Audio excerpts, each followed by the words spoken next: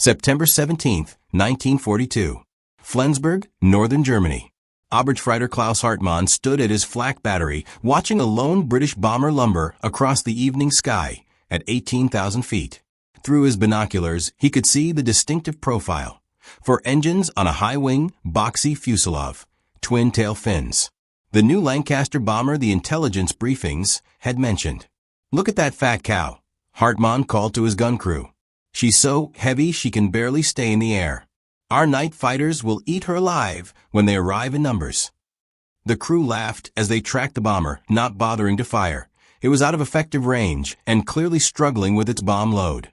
What Hartmann didn't know, what none of the Luftwaffe personnel dismissing the Lancaster as just another lumbering British bomber understood, was that they were witnessing the arrival of the weapon that would systematically demolish Germany's industrial capacity.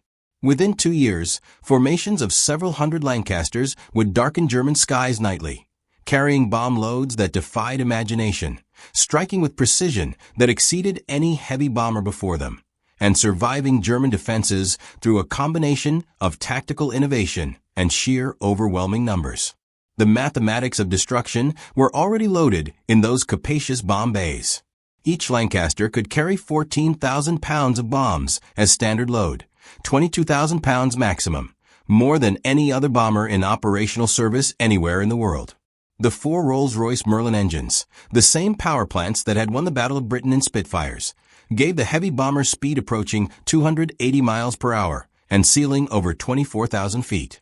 The defensive armament, 8.30 3 Browning machine guns in 3 turrets, provided coverage that German night fighters would learn to respect. And the numbers were coming. By war's end, 7,377 Lancasters would be built. They would drop 608,612 tons of bombs on Germany, more than any other Allied bomber type. They would fly 156,000 sorties, including some of the most famous raids in aviation history. They would transform RAF Bomber Command from a harassing nuisance into an apocalyptic force that consumed entire German cities in firestorms. This is the story of how German mockery transformed into terror, how industrial production defeated tactical brilliance, and how a supposedly slow, vulnerable British bomber became the most effective strategic weapon of the European war. The Avro Lancaster emerged from failure. In 1936, the British Air Ministry issued specification P.13/36, calling for a twin-engine medium bomber. Avro's chief designer Roy Chadwick created the Manchester, powered by 2 Rolls-Royce Vulture engines. The Manchester first flew in July 1939 and entered service in November 1940. It was a disaster. The Vulture engines were unreliable, underpowered, and prone to catastrophic failure. Manchester crews called their aircraft flying coffins. The twin-engine configuration meant that losing one engine, which happened frequently, made the aircraft almost uncontrollable with heavy bomb load. By 1941, Bomber Command was desperate to replace the Manchester before aircrew refused to fly them. Roy Chadwick proposed a radical solution: take the Manchester airframe and add 2 more engines. Replace the unreliable Vultures with 4 proven Rolls-Royce Merlins. The modification required widening the wingspan to accommodate the additional engines and redesigning the tail surfaces, but the basic fuselage and systems could remain unchanged. The result was the Lancaster. The prototype, actually a converted Manchester, first flew on January 9, 1941. Test pilot Captain H.A. Sam Brown reported that the aircraft handled beautifully, with power to spare and smooth, responsive controls. The 4 Merlins, each producing 1,280 horsepower, gave the Lancaster performance that exceeded all expectations. What made the Lancaster revolutionary wasn't just its engines. Chadwick had created a bomb bay that was enormous by contemporary standards, 33 feet long, completely unobstructed by structural members. While American B-17s and B-24s had bomb bays interrupted by spars and equipment, requiring bombs to be loaded around obstructions, the Lancaster's bay could accommodate a single massive weapon from nose to tail. This seemingly simple design choice would prove decisive. The Lancaster could carry standard 500-pound and 1,000-pound bombs like other heavy bombers. But it could also carry the 4,000-pound Cookie blast bomb that demolished buildings through sheer concussive force.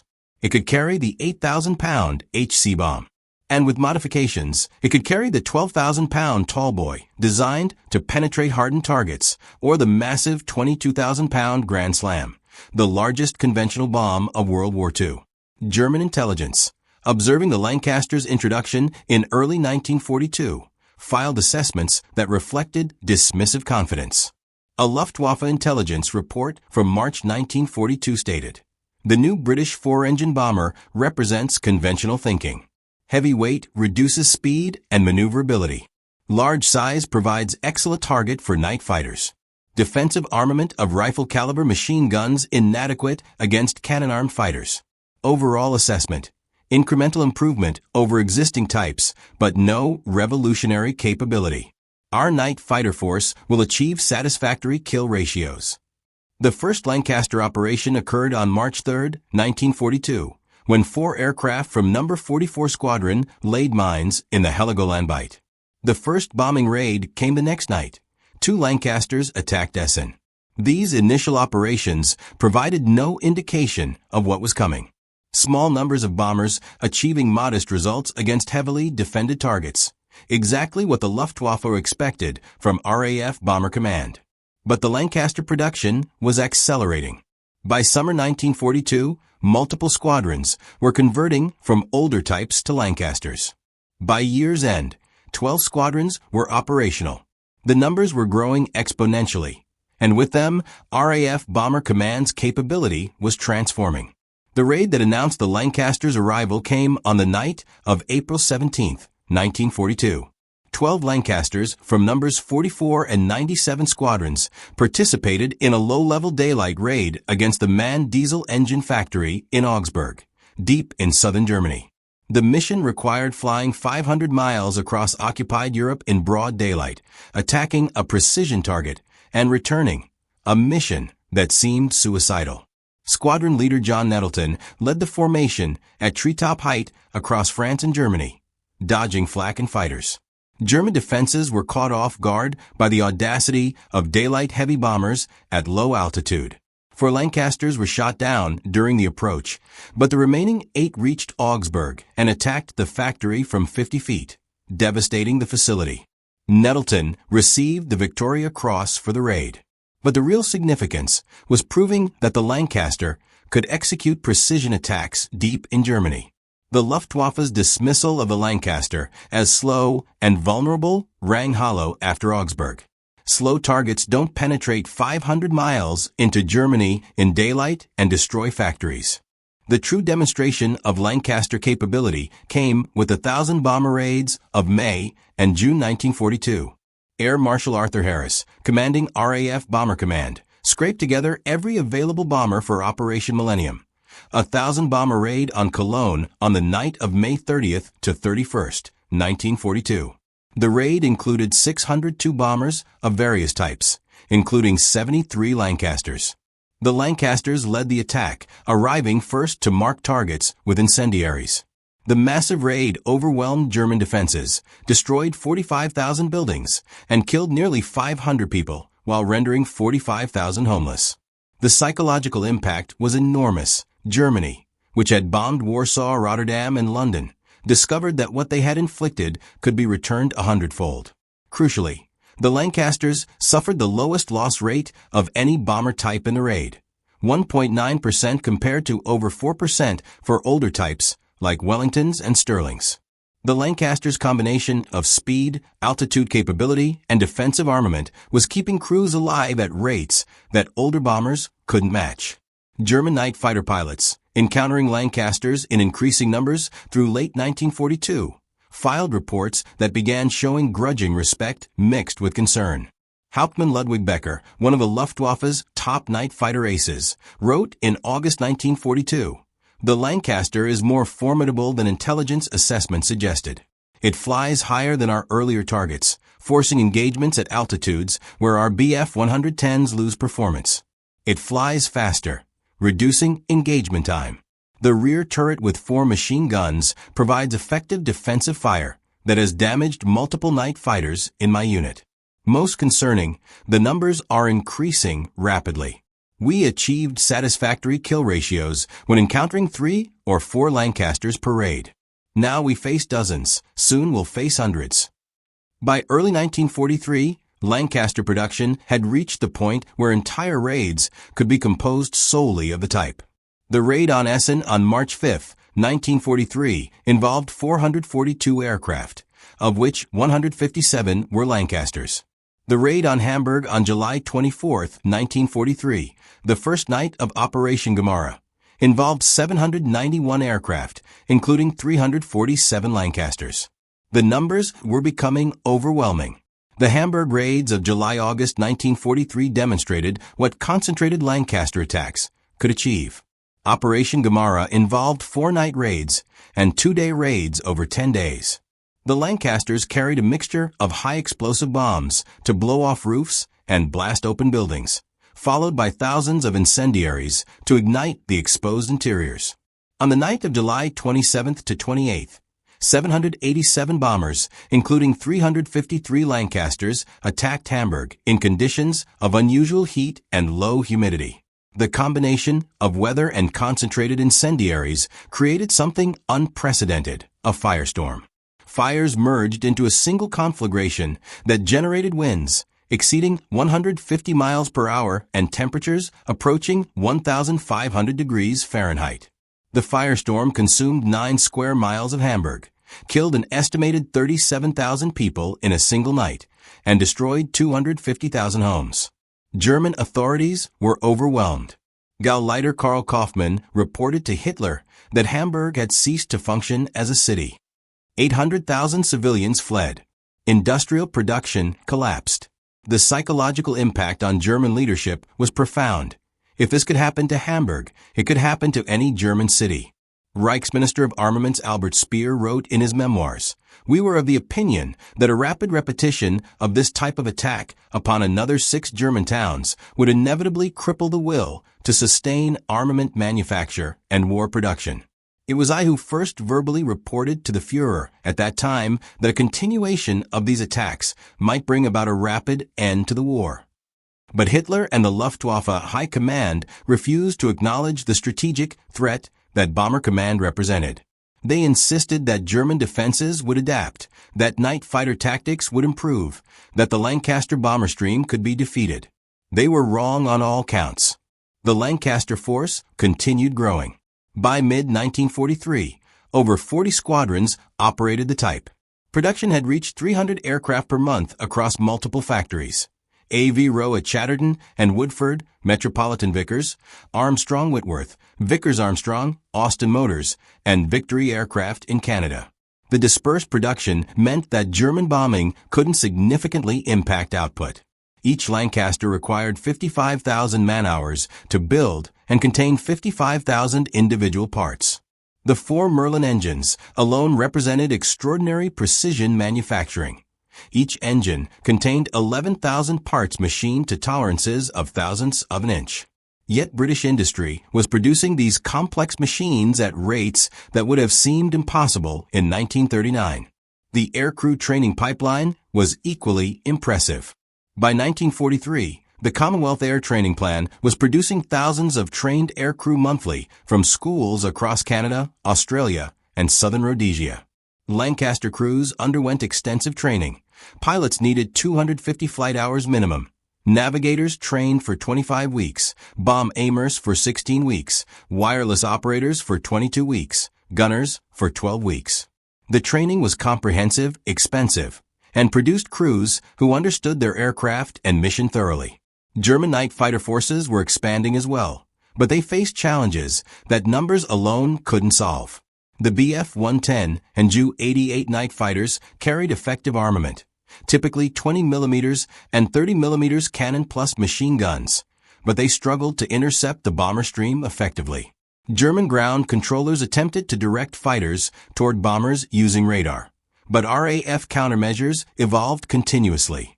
The introduction of window strips of aluminum foil dropped to create false radar returns during the Hamburg raids completely negated German radar-directed defenses for weeks. Luftwaffe night fighter crews found themselves hunting blindly through clouds of false returns while bombers passed overhead. German fighter tactics evolved in response. Wildsau Wildboar tactics put single-engine fighters over targets to attack bombers illuminated by searchlights and fires below. Zamsau Tameboar tactics used running commentaries to direct night fighters to the bomber stream. Both tactics achieved kills, but at unsustainable cost to German fighters from accidents, friendly fire, and simply running out of fuel while hunting bombers. Major Hajo Hermann, who developed Wildsau tactics, initially achieved impressive results. 125 bombers claimed destroyed in July-August 1943. But the losses among German fighters were catastrophic. Hermann's units lost 70 aircraft and pilots in the same period, mostly to accidents and flak. The tactics were consuming German fighters faster than bombers. The Lancasters' defensive capabilities were better than German intelligence initially assessed. The rear turret, mounting 4.303 Browning machine guns, provided concentrated fire that could damage or destroy attacking fighters. The mid-upper turret, also with twin .303s, covered the upper hemisphere. The front turret provided limited forward defense. The overlapping fields of fire meant that attacking fighters faced defensive fire from multiple directions. More importantly, Lancaster crews trained extensively in defensive tactics. The corkscrew maneuver, violent banking, and altitude changes when attacked, made the Lancaster a difficult target despite its size. German night fighter pilots complained that Lancasters were surprisingly agile for heavy bombers. The combination of evasive maneuvers and defensive fire meant that shooting down a Lancaster required skill, persistence, and luck. Oberleutnant Wilhelm Johnen, a successful night fighter pilot who survived the war with 34 victories, described Lancaster engagements. They were not easy targets. The rear gunner was alert and skilled. The first burst had to kill him or destroy the turret, or you faced defensive fire while setting up your second pass. The Lancaster could maneuver violently. I saw them bank 60 degrees and dive 2,000 feet when attacked. If your first attack failed, they would corkscrew away into clouds or darkness. Many fighters were damaged by Lancaster defensive fire. 2 of my aircraft were damaged badly enough to force emergency landings. The spring of 1944 brought the Lancasters' most famous missions. The raid on the Ruhr dams on the night of May 16th to 17th, 1943, though not involving the main Lancaster force, showcased what specialized Lancaster variants could achieve. 19 modified Lancasters of 617 Squadron, carrying Barnes-Wallis's bouncing bombs, attacked the Möhne, Eder, and Sorp dams from extremely low altitude. The Möhne and Eder dams were breached, releasing floods that killed 1,600 people and disrupted industrial production across the Ruhr Valley. The raids demonstrated Lancaster versatility. The same aircraft that could carry tons of incendiaries for city bombing could be modified to deliver specialized weapons for precision attacks. The unobstructed bomb bay that had seemed like a simple design choice enabled missions that no other bomber could attempt. By D-Day, June 6, 1944, RAF Bomber Command could dispatch over 1,000 bombers on a single night, with Lancasters comprising the majority. The pre-invasion raids on French transportation networks involved thousands of Lancaster sorties, destroying rail yards, bridges, and marshalling areas. The precision and tonnage delivered prepared the battlefield in ways that exceeded American daylight bombing. On D-Day itself, Lancasters struck coastal defenses immediately before the invasion, dropping over 5,000 tons of bombs on German positions. The German defenders, already reeling from weeks of preparatory bombardment, found themselves subjected to devastating attacks at the critical moment. Lancaster bombing disrupted communications, destroyed strongpoints, and left German units isolated and unable to coordinate resistance. The Normandy campaign saw Lancasters employed in close support of ground forces with increasing frequency. The raid on Caen on July 7, 1944, involved 467 heavy bombers, including 266 Lancasters, dropping 2,562 tons of bombs on German positions. The bombardment was so intense that advancing Allied troops reported finding entire German units annihilated, with survivors in shock and unable to resist. German ground commanders filed desperate reports about Lancaster attacks. Field Marshal Rommel, commanding Army Group B in Normandy, wrote in early July 1944, "The enemy's air superiority is crushing. Our movements are observed, our concentrations are bombed, our supply lines are destroyed. The British heavy bombers strike with tonnages that obliterate entire positions. Men in the open have no chance. Men in bunkers are buried alive. The psychological effect is devastating. Troops hear the bomber formations approaching and know that in minutes, everything in the target area will cease to exist." The tonnage statistics reveal the scale of Lancaster operations. In 1942, Lancasters dropped 27,115 tons of bombs. In 1943, 132,457 tons. In 1944, 265,457 tons. In 1945, until operations ended in April, 183,540 tons. The total of 608,612 tons represented more than one-third of all bombs dropped by RAF Bomber Command during the entire war. The destruction of German cities accelerated through 1944. Stuttgart, Munich, Frankfurt, Leipzig, Berlin all suffered multiple raids by hundreds of Lancasters carrying tons of high explosive and incendiaries. The bombing created a humanitarian catastrophe that German authorities could neither prevent nor adequately address.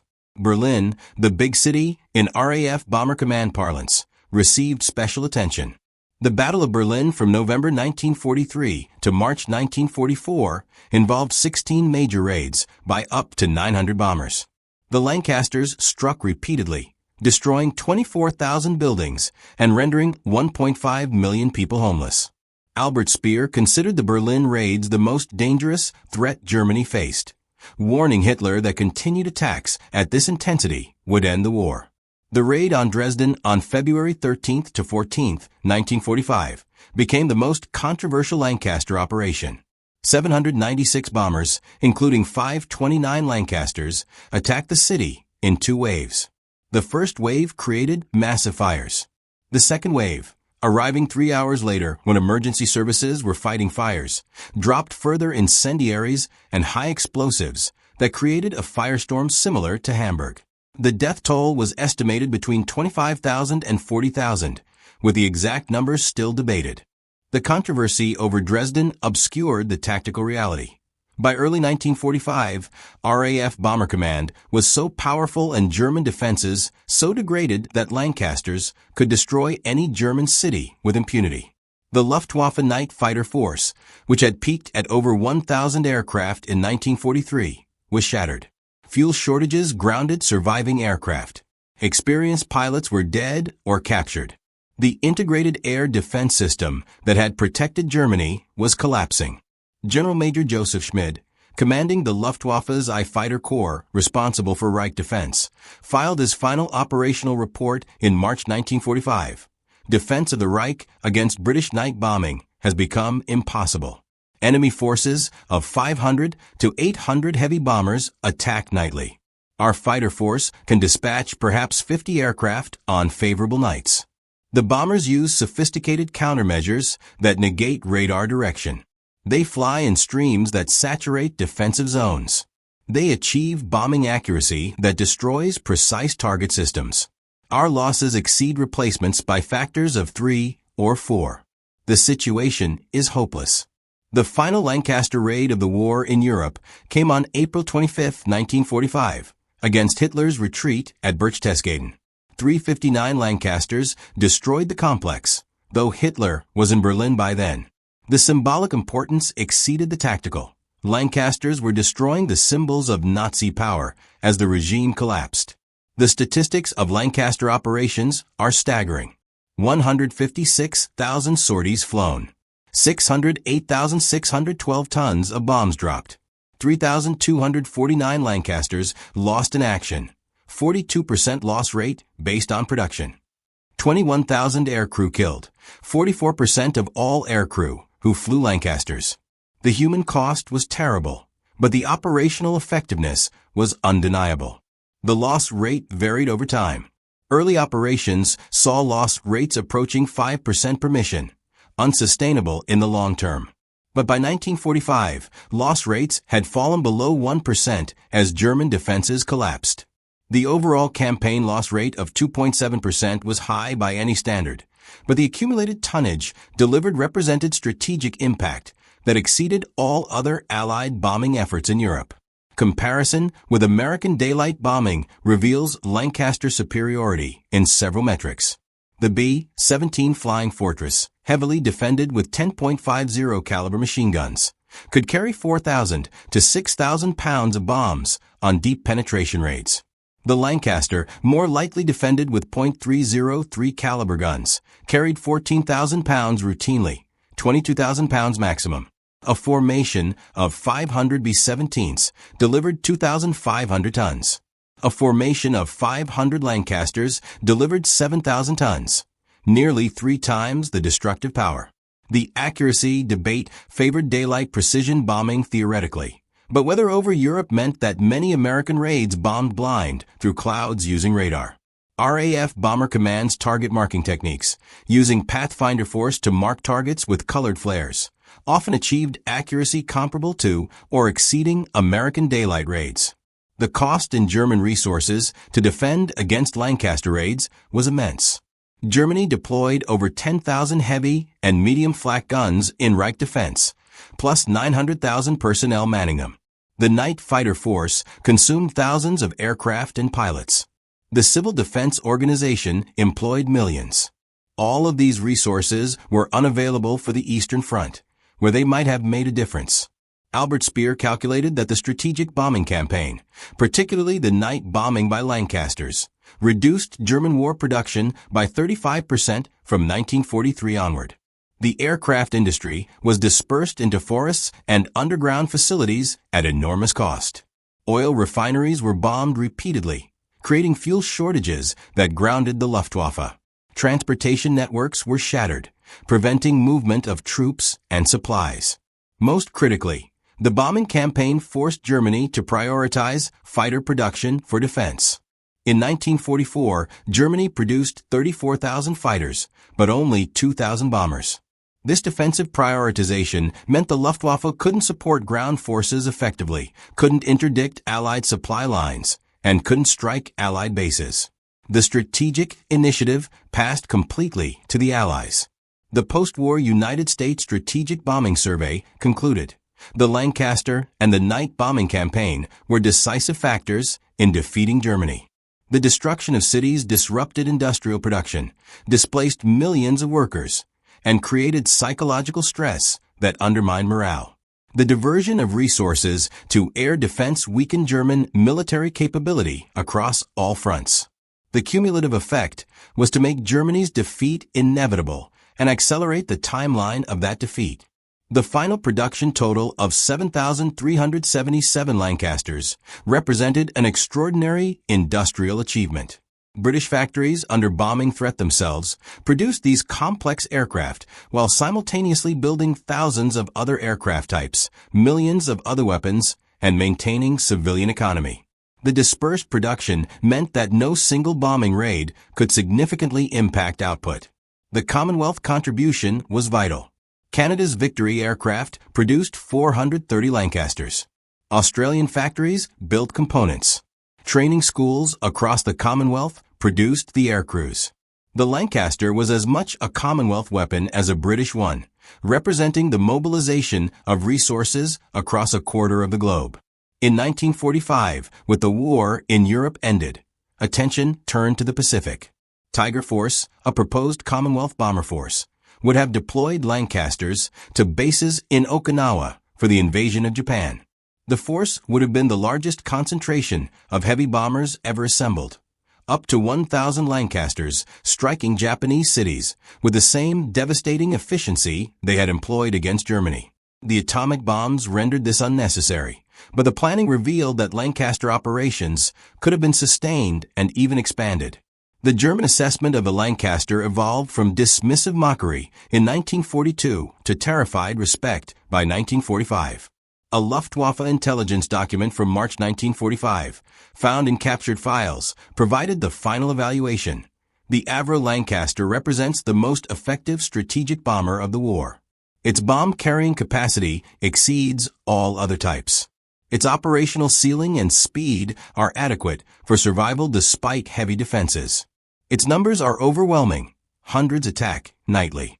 Our defenses have proven incapable of stopping these attacks. The Lancaster, more than any other weapon, has destroyed Germany's capacity to continue the war. Initial assessments, calling it a slow target, were catastrophically wrong. The Lancaster is fast enough that our fighters struggle to intercept, resilient enough that our fire rarely achieves kills on first engagement, and numerous enough that even successful interceptions have negligible impact on overall operations. The surviving Lancasters after the war met various fates. Most were scrapped. Britain's economy couldn't support maintaining thousands of bombers in peacetime. Some were converted to maritime patrol aircraft or aerial survey aircraft. Others were sold to foreign air forces. Argentina, Egypt, and France operated Lancasters into the 1960s. Only 17 complete Lancasters survive today in museums worldwide. The most famous is the sole airworthy Lancaster, PA-474 of the Battle of Britain Memorial Flight, maintained by the Royal Air Force and displayed at air shows across Britain. Watching this aircraft fly, hearing the distinctive sound of 4 Merlin engines, provides a visceral connection to the 7,377 sisters that flattened Germany. The human stories behind the statistics deserve remembrance. 59,423 RAF Bomber Command aircrew died during the war, over half of all who served. These men, average age 22, flew into the most heavily defended airspace in history night after night. They knew the odds. Complete a 30-mission tour with less than 50% survival probability. Yet they continued flying because they understood what they were accomplishing. The controversy over strategic bombing continues. The destruction of German cities, the civilian casualties, the moral questions about area bombing, all remain debated. But the operational effectiveness is beyond dispute. The Lancaster force destroyed Germany's capacity to wage war. The final word belongs to Arthur Harris, who commanded RAF Bomber Command throughout the Lancaster's operational career. In his 1947 memoir, he wrote, "The Lancaster was the finest bomber of the war.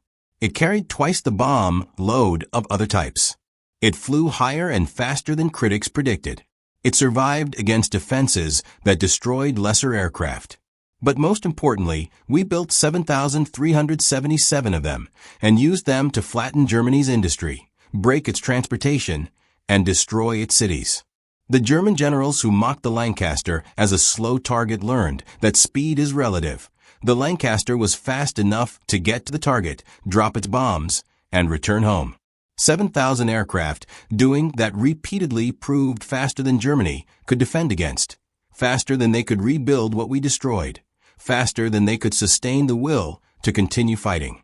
The Lancaster didn't need to be faster. It just needed to be unstoppable. And it was.